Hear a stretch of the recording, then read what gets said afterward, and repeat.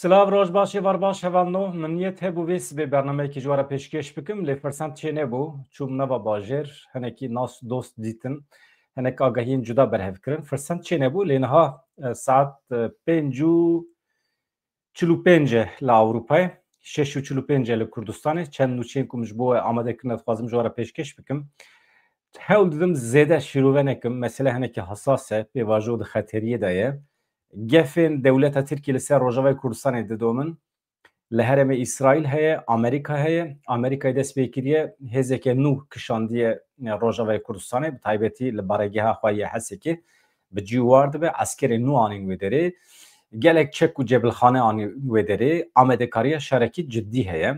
Wextê ku em didin berçav ku ji bilî dewleta Tirkiye tu hêzekî din tu tehdîtekî din tune ye ev hinekî balkêş e xuya ye demên pêşme de milletê Kurd, milletê Rojavayê Kurdistanê, milletên li rêveberiya Xweser wê bikevin nava şarekî gur li hember dewleta Tirkiye. Dewleta Tirkiye di vî şerî de dikare çeteyên xwe bikarbîne, dikare Daişê bikarbîne, dikare Hetêşê bikarbîne.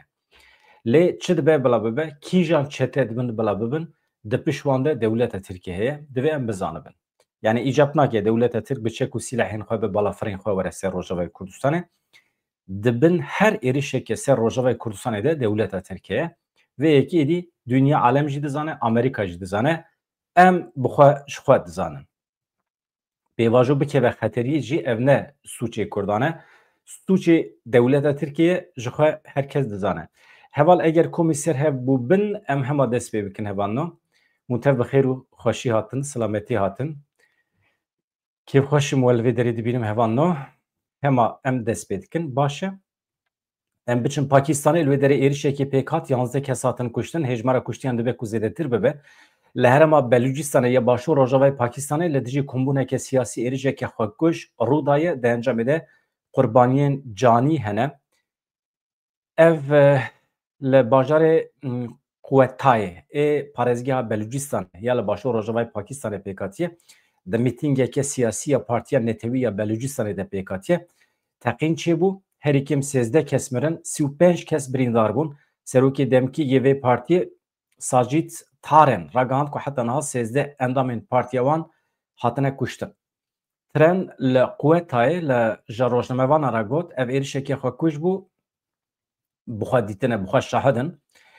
Nexweşxaneyekê herêmî ya li Quwetayê jî piştrast kir ku cenazeyê 13 kesan gihîştiye berdestê wan. Êriş êvara sêşemê pêk hatiye piştî bi dawîbûna mîtingê li nêzîkî stadyumê li herêma Seryabê êriş pêk hatiye. Partiyekê netewperest e BNP ji aliyê Ekster Mengalê ve Serokwezîrê Berîgiyê Parêzgeha Belûcistanê ji aliyê wî ve tê birêvebirin. Mengal û her wiha serkirdeyên din ên wekî Serokê Partiya Millî ew jî navî wî Mehmûd Açaxza ye Exserxan Açaxza gelek kesê din ew jî ji êrişê saxfilitîne rahêdarên partiyê.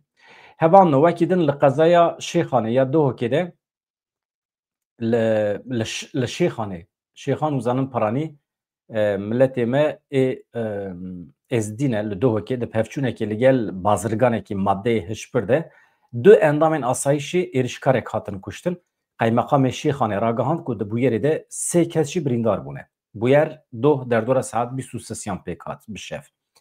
Piştî ku bazirganên maddeyên hişbir çûye holekê şahiyan hêzên asayişê li pêwî ketine wî jî gule li hêzên asayişê reşandiye. Xuya ye tedbîr tune, tedbîr nehatiye girtin pir heyfe. Qaymeqamê Şêxanê Serdar Şêx Yehya ragihand ku di pevçûnê de du endamên asayişê şehîd bûne. Li gorî gotina Qaymeqamê Şêxanê di pevçûnê de êrişkar jî hatiye kuştin. Her wiha da zanîn ku di bûyerê de 3 kes birîndar bûne, rewşa dudiyan gelekî giran e. Heta vê saetê hêjmara kuştiyan zêde biye nebiye em nizanin. Hêzên asayişê rewş niha kontrol kirine, rewş aram e. Hevano rewşekê din ya metersîdar heye, ew jî talana dewleta Tirkiye ya li bajarên Bakurê Kurdistanê didome bi taybetî jî kirin berîna daran.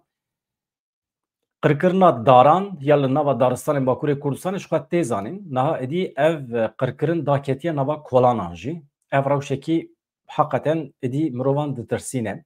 Ji Kurdan re bangekî pir ciddî lazim e, serhildanekî ciddî lazim e ji bo xwedî li xwezaya xwe, li rûmeta xwe derbikevin. قیوم الیه یعنی ای باتمانه دبن چاودریا پلیسان ده جاره کی دن دست بقر کرنا داران کر شهرداریان الیه یا دبن رهبریا قیوم ده به هنجه تفرح کرنا ریان دو ایواره دارین سر کولانا آمده دست بقر کرنا داران کر بو پشتی ناراضیبونا ملت برتکن ملت ev qirkirna xwe bi demkî dabû sekinandin qirkirna daran piştî berteka hevşaredarên Êlihê Gulistan Sönök û Yeşîl Işık ên ji pêwîrî hatibûn girtin nûnerên rêxistinên civakî ketibûn nava hereketê çalakî li dar xistibûn ev qirkirin hatibû sekinandin lê vê sibê carekê din dest pê kir tîmên şaredariyê vê sibê dibin çavdêriya polîsan de dest pê kirin dar birîn em jî dibêjin ev qirkirina xweza ye milletê me dibe şiyar be eger li Batmanê dest pê bikin dikarin deverên din jî bidomînin gunê wan heyfa wan bi xwezaya Kurdistanê nayê hevalna em bidomînin mesele ji ber ku mezintir e ji vê yekê dewleta Tirkî plan kiriye temamê Kurdan hebûna Kurdan qir bike ev hinekî piçûk dibîne li ber vê meselê ama bi vê yekê dest pê dikin dîsa em bînin bîra hevalan bînin bîra rêvebirên siyasî Kurdan heta ku serweriya jeografîk ya Kurdistanê nekeve destê Kurdan dewleta Tirkî wê tim û tim wisa bike li gor dilê xwe daran bibire li gor dilê xwe ew ê biçe Çînê ew ê milletên bi eslê xwe Tirk Uyguran Kazakan û Türkmenan û kî berdestê wan bikeve ji bilî Kurdan bînin li wê derê bicih bikin rêvebirên Kurdan jî dibêjin dewleta Tirkî eger dewleta Kurdan biya eger rast bigota eger li gorî destûra bingehîn tev geriya ba yani her kesê hemolatiyê Tirkiye wê demê ew xwasa berê xwe nedida Kurdan tiştê ku ji bo Tirkên cuda ê cîhanê dixwest ji bo Kurdan jî wê bixwesta ama naxwaze xuya ye nijadperest e xuya ye dewletek nijadperest e yani dijmeniya Kurdan dike mesela bifikirin li Bakurê Sûriyê li Rojavayê Kurdistanê dişûna Kurdan de eger Türkmen hebiya niha pir caran li wê derê Türkmenistan ava bibû hêzên wê derê hatibûn bi sîleh kirin çekdar kirin li wê derê niha statûyekê fermî hebû binêrin li Qibrîsê dewleta Tirkî çend sal li wê derê dagirkirî sala heftê û çaran vir ve dagirkiriye dernakeve ji wê derê ji bo parastina çend Tirkên wê derê 300,000 Tirk hene li Qibrîsê îja di rewşekî wisa de em dibînin ku Kurd ne hemolatiyên Tirkiye ne Kurd ne eqrebayên Tirkiye ne em dibînin ku dewleta Tirkiye dewletek nijadperest e divê em vê rastiyê dî qebûl bikin îmkana ku dewleta Tirkiye biguhere tune ye em ji ku derê dizanin ji tehdît gefên Dewlet Bahçeli Tayyip Erdoğan û Berdevikê wan dizanin îro em ê cih bidin gef û gorên Berdevikê AKPê jî ka em bidin Ömer Çelik ka ew çi dibêje heqaretê li Kurdan dike YPG wekê rêxistinên terorîst pê nasê dike talimat dide divê gere van ev rêxistinên li Sûriyê xwe fesih bikin xwe tune bikin divê bihelin eger nehelin dewleta Tirkiye divê dibin gefa perçebûnê da ye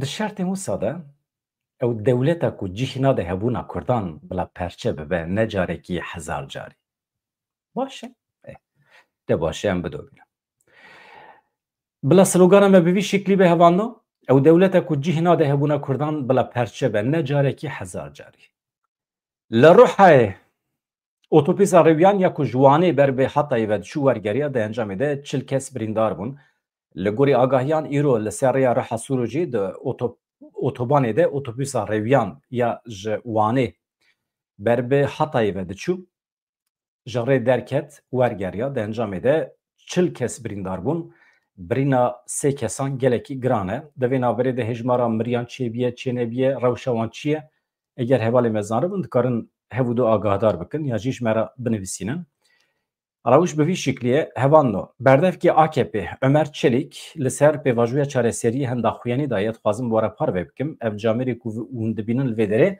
dibêje qesede YPG hebûna wan terorîzm e bixwe terorîstin divê xwe fesih bikin û bi temamî tune bibin tabî milletê Kurd jî rêvebirên milletê Kurd jî bêdeng namînin heqetin Tuncer Bakirhan bersivekî xweş da ye dibêje helwesta we dûrî etîk e yani helwesta we bêexlaqî ye bêwîjdanî ye Bi vî şeklî nabe, yani li deverekî eger statû tune be, milletê Kurd nikaribe hebûna xwe bixe bin garantiya destûra bingehîn, di şertên wiha îro de eger hûn ji Kurdan bixwazin çekdayîne, veya ji etîkê dûr e, ji exlaqê mirovahiyê dûr e, ji wîjdanê dûr e. Dibe hûn tiştekî wisa ji Kurdan nexwazin, dibêje tuncêr Bakirhan.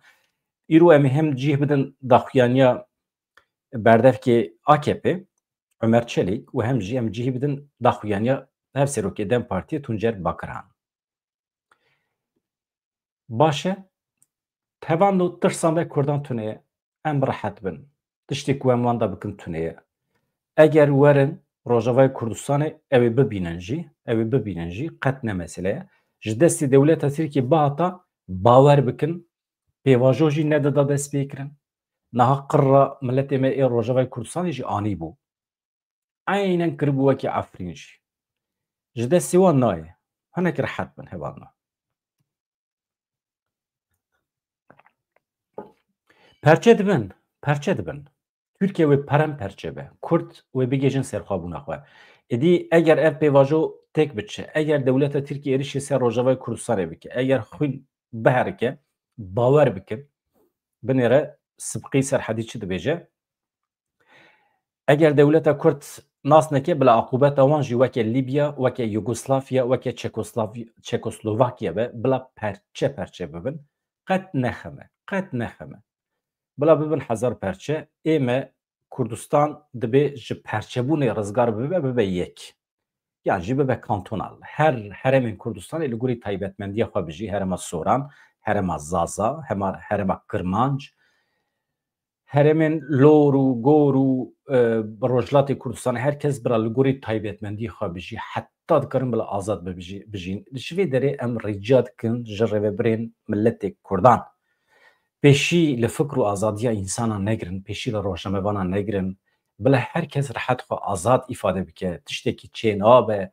Dawiyê de herkes serxwebûna Kurdistanê, azadiya milletê Kurd dixwaze. Tiştekî tune li holê. Hûn dibînin. Rêveberên dewleta Tirkiye çi wan e, xwedî helwestekî çi wan e. Tam heqeten çawa ku Tuncer Bakirhan dibêje, ji etîk dûr e. Yani ji pîvanên exlaqî mirovahiyê dûr e. Helwesta ku rêveberên dewleta Tirkiye di nav de ye. Ez hema bixwînim helwestê wan ez bixwînim ka bêexlaqiya dewleta Tirkiye, rêveberên dewleta Tirkiye çi ye? Em şîrovê bêhînin başê hevan em pêşî bixwînin. Berdevikê AKPê Ömer Çelik li ser pêvajoya çareseriyê got, em li heremê bi taybetî li Sûriyê bawekî zelal dibînin, reva ji çekdanînê li dijî vê pêvajoyê ye. Desteya Rêveberiya Navendî ya AKPê doh bi serokatiya Serokkomarê Tirkiye Recep Tayyip Erdogan li hev civiya. Ömer Çelik piştî wê civînê daxuyaniyekê daye li ser Rojavê AKPê. Çelik diyar kir ku mijara pêvajoyê her tim di Rojava wan de ye. Erdogan jî di civînê de behsa vê mijarê kiriye. Berdevikê AKPê teqez kir ku ew bibiryarin pêvajoyê bigînin encamê. Ama pêvajoyê çawa digînin encamê? Pêvajoyê bi dawîkirina hebûna Kurdan digînin encamê? Yan Kurdan bixin xwedî statû, mav heqê netewî bidin Kurdan, wisa bigînin encamê veya eşkere nekiriye. Dibêje, divê hemû şaxên rêxistinê çekê xwe dayînin. Divê hemû şaxên rêxistinê xwe fesih bikin, xwe tune bikin. Erê Ömer Çelik, emrin olur. Ömer Çelik anî ziman ku armanca sereke ya komisyonê ew e, komisyona ku nihal parlamentoya hatiye avakirin ku qaşo zimanê Kurdî jî qedexe kiribû. Dibêje armanca vê komisyonê ew e, bi hemî rêxistinên girêdayî PKK çekan bide danîn. Behsa qesê dike. Em li navçê, bi taybetî li Sûriyê, bawekî zelal dibînin reva ji çekdanînê. Nîşandana helwestên sabotekirina Rêveberiya Navendî ya Sûriyê, xwecûdakirina ji pêvajoya Tirkiye bêteror û herema bêteror, diyarkirina pozisyonekê din ji xwe re, yani ji xwe re pozisyonekê din datîne, qesê de qaşo, ev hemî kiryarên li dijî vê pêvajoyê ne. Yani di nava vê pêvajoyê de divê Ömer Çelik di berdewamî axaftina xwe de dibêje, watiya gotina Serokkomarê me ya ku dibêje yên berê xwe bidin Enqere û Şamê wê bi ser bikevin jî divê ez şîrove bikim bi vî şiklî ye. Yani îro dema civîna me dest pê kir, di daxuyaniya Birêz Devlet Bahçelî de jî hevokekî gelekî girîng heye. Niha dema em li vê derê van tiştan dibêjin, hinek dibêjin hûn tiştên li dijî destkeftên Kurdan dibêjin. Naxir. Hebûna tu rêxistina terorê ne destkeftiyê Kurdan e. Ne destkeftiyê Tirkan e jî, ne destkeftiyê Ereban e jî, ne destkeftiyê Sunniyan e, ne destkeftiyên Elewiyan e, ne jî Durziyan, ne Şiiyan, ne jî tu kesekî ye. Bimirin. Hebûna tu rêxistinekê terorê yani hebûna Qesedê YPG ne destkeftî Kurdan e ne jî yê tu milletekî ye. Ez ji wara tiştekî bêjim Ömer Çelik rast dibêjî hebûna rêxistinên wekî Qesedê YPG ne destkeftiyên dewleta Tirkiyeyê ye. Destkeftiyên Kurdan e, destkeftiyên Durziyan e ku jê numûne girtin. Durzî jî, Elewî jî, milletên Sûriyê jî hêz û quweta xwe ji Qesedê digirin. Hebûna Qesedê YPG destkeftên mirovahiyê ye ji ber ku ew ji Daişê rizgar kir. Mirovahiyê ji Daişê rizgar kir. Ömer Çelik derewa dike ew jî baş dizane ku rêxistinên Qesedê YPG di dunyayê de xwedî îtîbar e.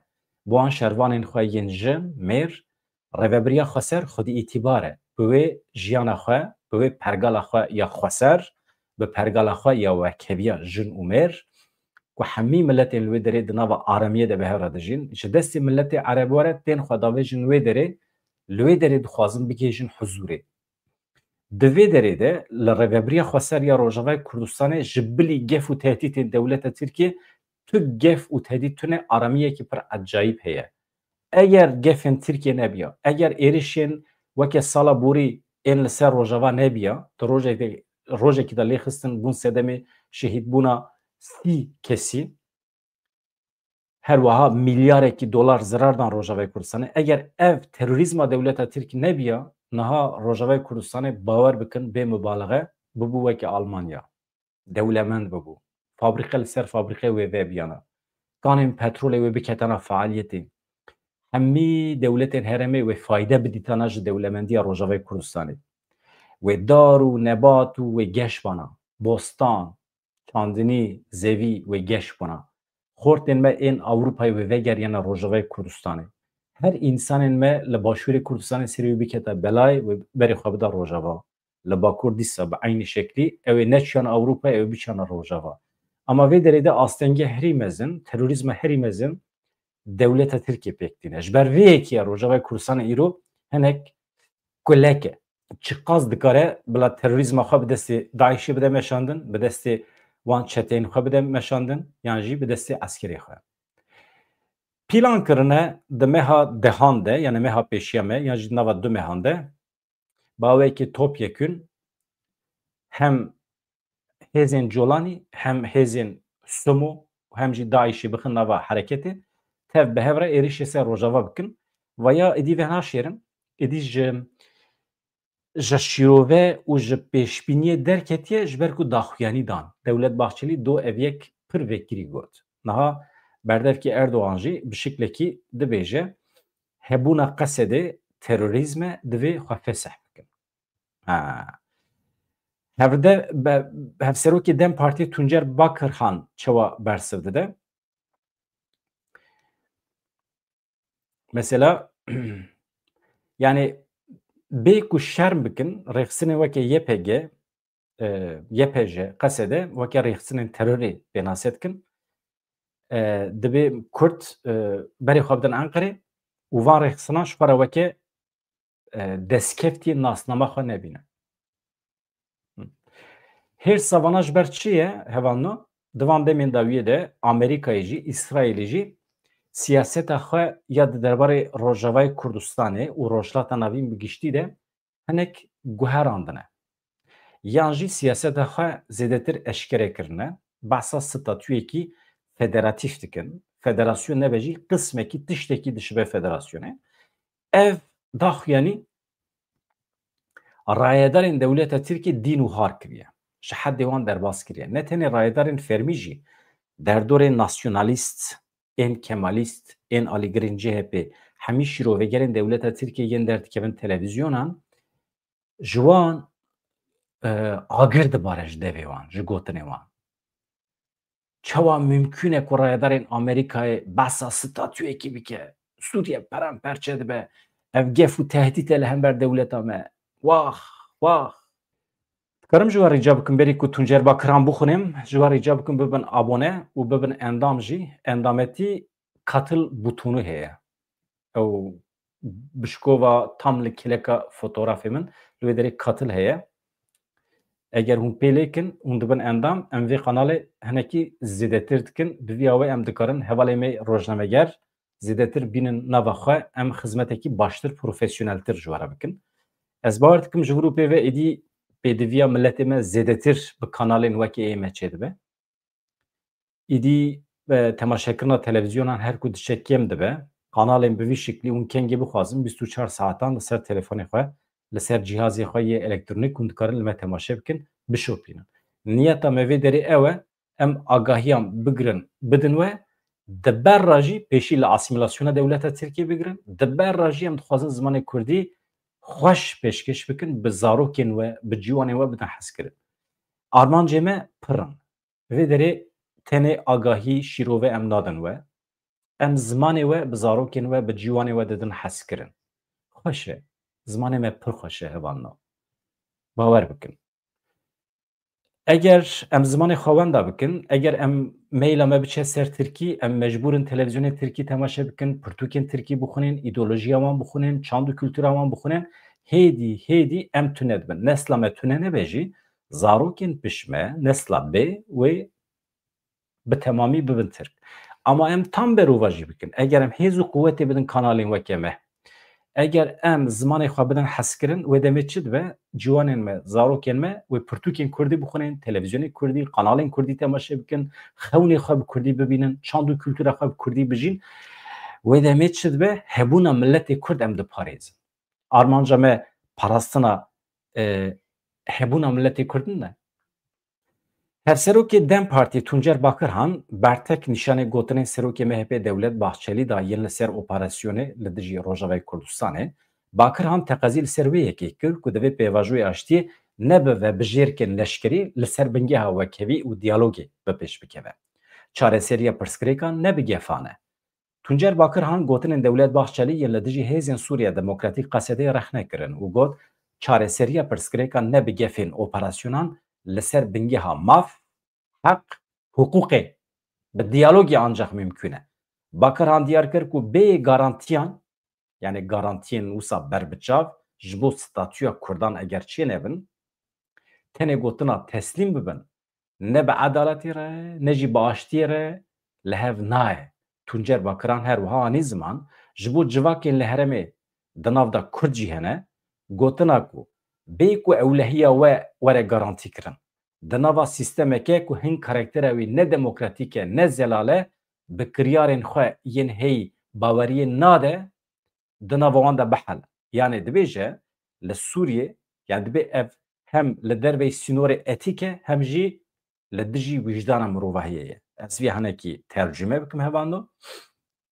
Ji bo civakên li herêmê, yani ji bo Kurdan jî, ji bo milletê din jî, dibê anha li wê derê sîstemekî wisa heye, karakterê wî ye demokratîk ne zelale. Behsa Heteşî û Rêveberiya Sûriyê dike. Baş e, bi kirinên xwe yên li dijî Elewiyan, li dijî Durziyan, li dijî Kurdan hê jî baweriyê nade milletan. Yani sîstemekî bi vî şeklî heye li Sûriyê, dibê hûn radibin bê ku ewlehiya van milletan bixin nava garantiyê, hûn radibin dibêjin biçin di nava vê sîstema pergal a rizî de a kevneperest de bihel.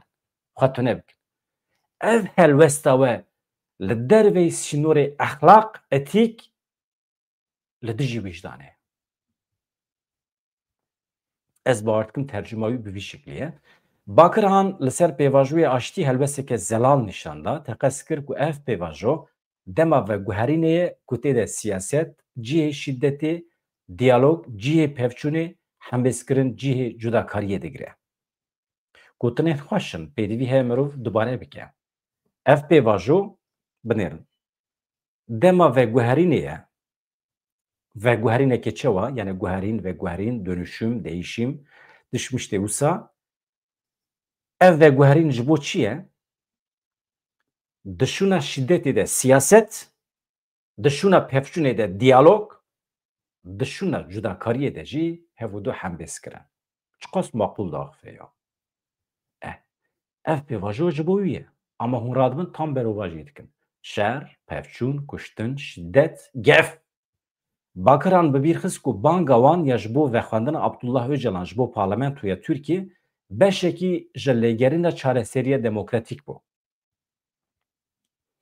Ev hişmendiya ku bangê birêz Abdullah Öcalan kir ku were parlamentoyê biaxive, divê ji pêşniyazên çareseriyê yên birêz Abdullah Öcalan re vekirî be û karibe nîxaş bike. Bakirhan diyar kir têgihîştina neteweya demokratîk sîstemeke ne navendî pêşbînî dike.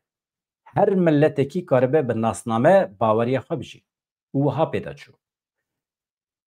Ev gotinên Tuncer Bakirhan îcab dike merov dubare bike hevalno. Ji kerema xwe re hinek bisebir bin. Ez dibêjim qey hewce dike merov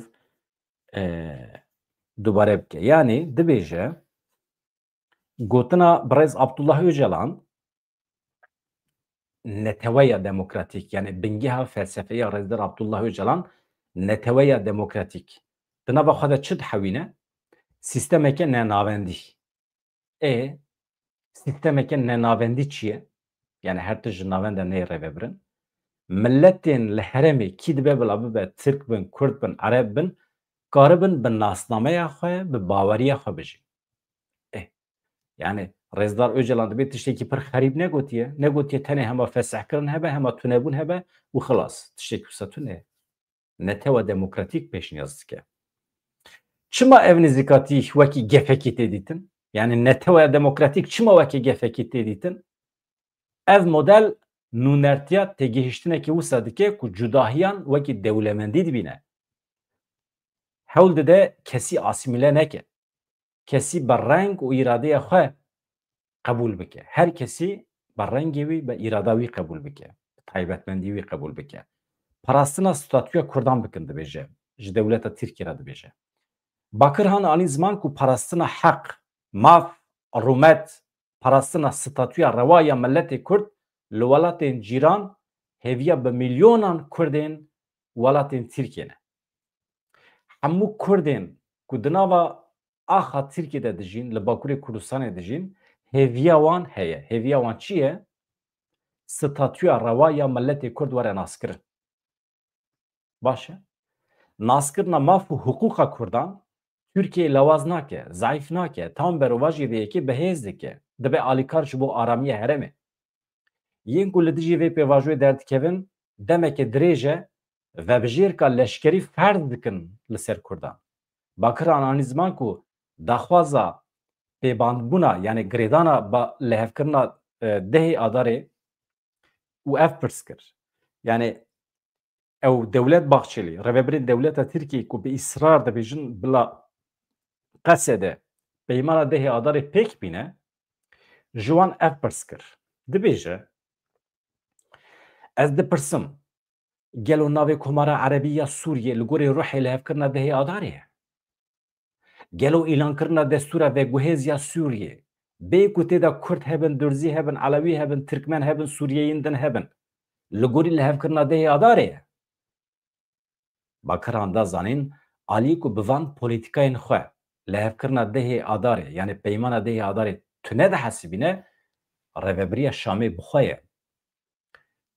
Çend roj piştî îmzekirina peymana dehê adarê, rêveberiya Şamê rabû navê xwe kir Komara Erebî ya Sûriye. Rabû destûreke nû ya bingehîn çêkir bi tena serê xwe bê ku bişêwire bi derdorê. Rabû êriş kir ser Elewiyan, êriş kir ser Durziyan di navbera du mehan de. Ev hemî kirinên rêveberiya Şamê li gorî dehê adarê ye, sirf em xwe diparêzin, em xwe nahelînin ew li dijî peymana dehê adarê ye. Dipirse Tuncer Bakirhan. Bakirhan teqes kir behsa operasyonên li dijî CHP jî dike yani AKP rehne dike di vê pêvajoyê de. Operasyonên darazê yên li dijî CHP ne hukukî ne, li dijî demokrasiyê ne. Diyar kir ku ew helbesta CHP ya Özgür Özel bi taybetî ya li ser komîsyonê wekî helbesteke gihîştî dibîne. Yani baş e. Wekî din dibêje çi dibe bila bibe em ê meseleya Kurd çareser bikin, em ê bi hev re Tirkiyeyeke demokratîk ava bikin, çareya me ya din tune ye. Yani vaya bawer dikim gotina Özgür Özel bû, dibêje ev gotinekî baş e. Hevalno di derheqê vê mijarê de siyasetmedarê xwedî tecrübe ê Kurd Mihemed Emîn Pencewînê tê bîra we demekî navbenkarî kiribû di navbera dewleta Tirkiye û Rêzdar Öcalan de di navbera Rêzdar Celal Talabanî Abdullah Öcalan de mirovekî xwedî tecrübe ye siyasetmedarekî xwedî emr e şiyariyekê pir ciddî dibe dide dibêje dewleta Tirkiye hevalno ev pêvajo bir serî ne bir serî peremperçe dibe pir vekirî dibêje ka ji we re bêje siyasetmedar Mihemed Emîn Pencewînê dibêje ez vê yekê bi eşkereyî dibêjim bila îstixbarata Tirk jî zanibe eger pêvajoyê aştiyê zû nê bi cîhanîn û Kurd nebin hevparên rasteqîn yên desthilata Tirkiye wê demê Tirkiye wê rastê wê guherîna mezin were yanê peremperçe bibe Mihemed Emîn Pencewînê diyar kir ku PKK bersivekê erenî daye peymana Abdullah Öcalan peyam ya mesaja Abdullah Öcalan Mihemed Emîn Pencewî diyar kir ku PKK bersivekê erenî daye peyama Abdullah Öcalan bawekî sembolîk hin çêkan jî şewitandine lê ew di wê baweriyê de ye ku Tirkiye gavên xwe yên ji bo çareseriya pirsgirêka Kurd hêdî davêje û şiyariyê dide ku dirêjbûna pêvajoyê bibe sebeba perçebûna Tirkiye bixwe Mihemed Emîn Pencewînê ragihand PKK bi şewitandina çekên xwe bawekî sembolîk erkê xwe wezîfeya xwe ya di vê qonaxê de bi cîhan ye û bersiva peyama Rêzdar Abdullah Öcalan da ye niha êdî top bi temamî li qada Tirkiyeyê ye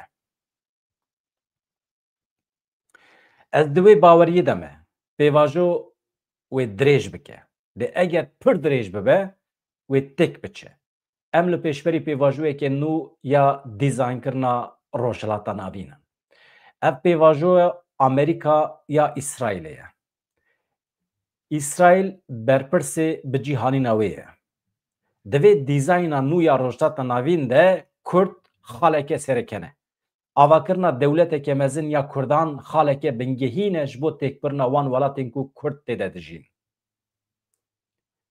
ew vê yekê ji bo xatirê Kurdan nakin ji bo menfaet û berjewendiyê xwe dikin hevalno pêwîst e ez vê dubare bikim gotinekî pir muhîm e û şiyariyekê pir ciddî ye ya ku Mihemed Emîn Pencewînê dibêje ez di wê baweriyê de me ku pêvajo wê dirêj bike lê eger pir dirêj bike wê têk biçe em li pêşberî pêvajoyeke nû ya dîzaynkirina rojhilata navîn in basa projeya rojhilata navîn dike ev pêvajo ya Amerîka ya İsraîlê ye İsraîl berpirsê bi cîhanîna vê projeyê ye di vê dîzayna nû ya rojhilata navîn de Kurd xaleke serekene avakirina dewleteke mezin ya Kurdan xaleke bingehîn ya vê projeyê ye ji bo têkbirina wan welatên ku Kurd têde dijîn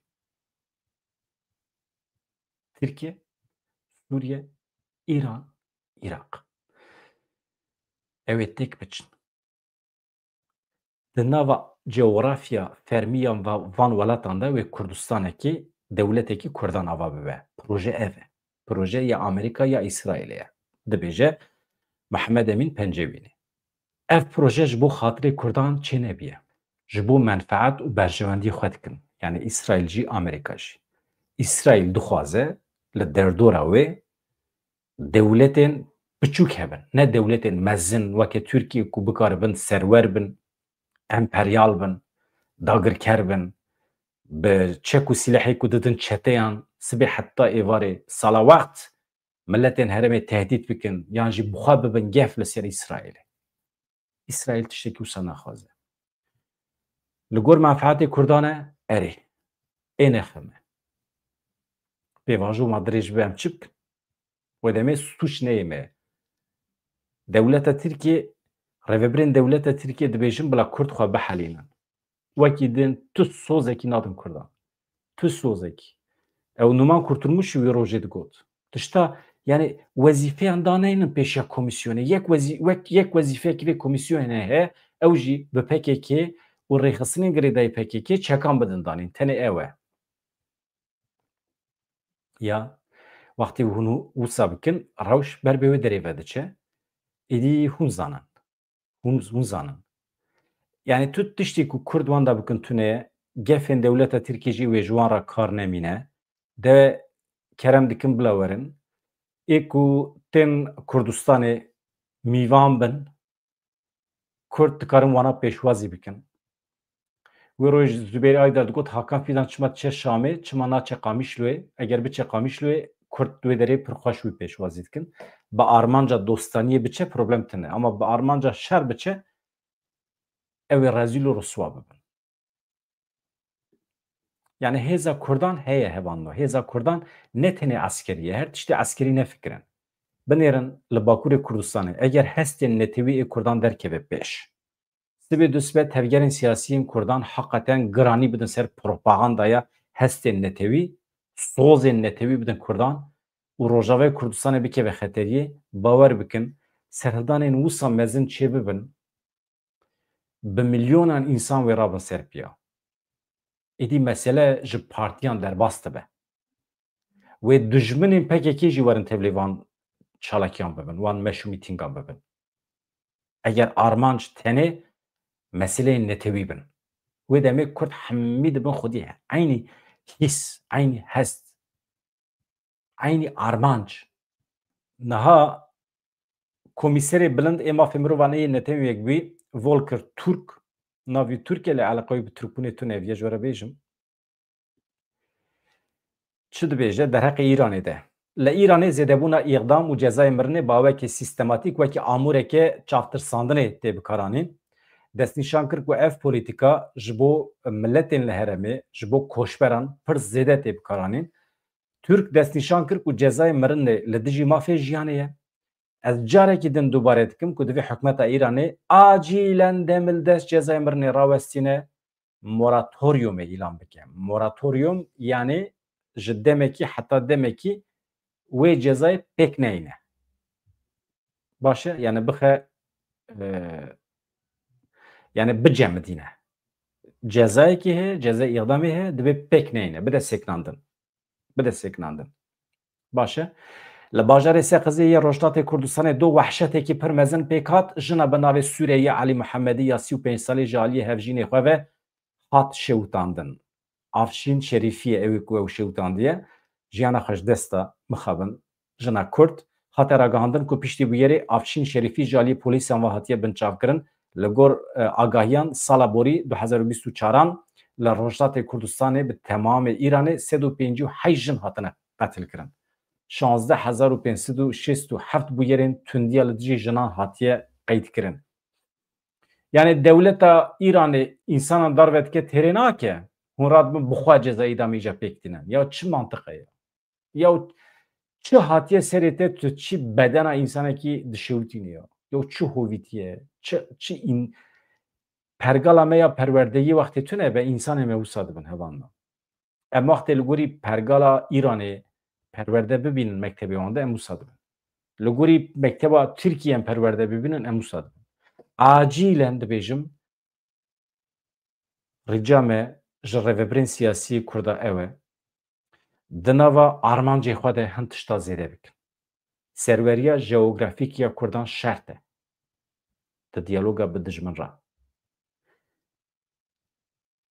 Müfredata xweser ya perwerdehiya Kurdî yani pergala perwerdeyî ya xweser ya Kurdî hebe. Edaleta xweser hebe, garantiya navnetewî hebe. Hebûna hêzên askerî ji xwe şert e. Ew qet ediyan behs dikin. Vana hemî eger em pêk bînin problema me Kurda namîne.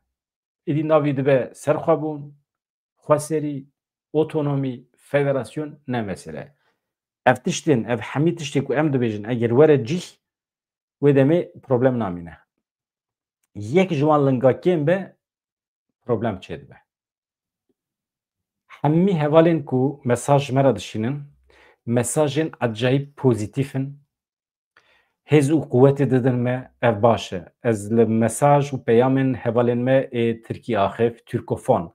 Gotina Türkofon çi xweş e. Wî rojê min bernameyekî de dît profesörekî Tirkiyeyî dibêje nebêjin milletê Tirk, bêjin Türkofon. Ji ber ku li Tirkiye milletê Tirk nemaye, Tirkî axev mane.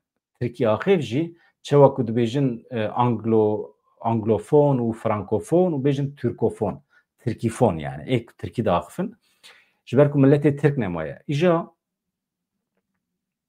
ji ber ku ev kanala me ne Tirkîfon e, Kurdîfon jî nava xwe de pir maqûl peyaman dişînin. Tirkî xweş in. Bi xatirê we silav reis.